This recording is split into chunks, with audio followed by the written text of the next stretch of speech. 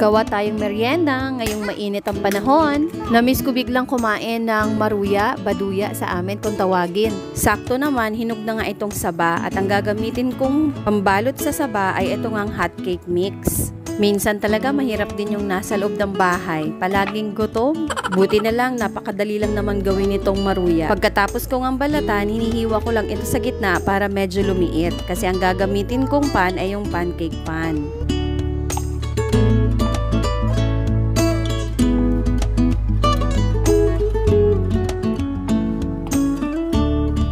Ganito nga yung kalalabasan, tapos ihahalo ko na siya dito sa aking ginawang pancake mix. Napaka-useful talaga nitong pancake pan na ito. As in, gamit na gamit talaga ito dito sa amin. Kaya madalas talaga nababanggit ko at talagang naire-recommend ako. Yung ganito ang style ng maruya ay hindi po ako gagamit ng mantika. Maglalagay lang ako ng konting butter sa simula, tapos tuloy-tuloy na yon since non-stick nga ito. Tingnan nyo kung gaano kaganda yung kinalabasan.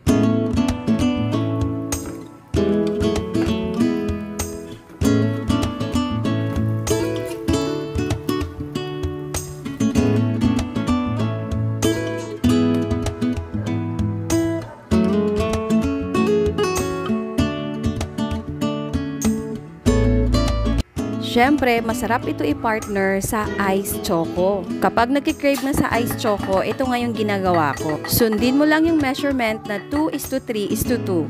2 tablespoon of powdered milk, 3 tablespoon of cocoa powder, 2 tablespoon of Milo powder. Kung mahilig ka sa matamis, pwede ka magdagdag ng 1 tablespoon ng sugar. Pero kami, hindi na kami naglalagay.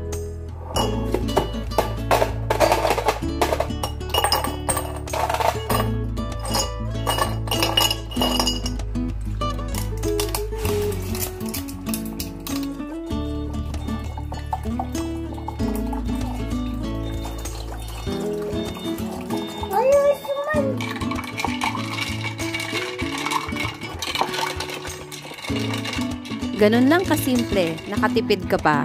Bagay na bagay yan dito sa maruya na ginawa ko. Kain po tayo! Yun lang ngayong araw. Maraming salamat sa panunood. Ingat po tayo. God bless mo.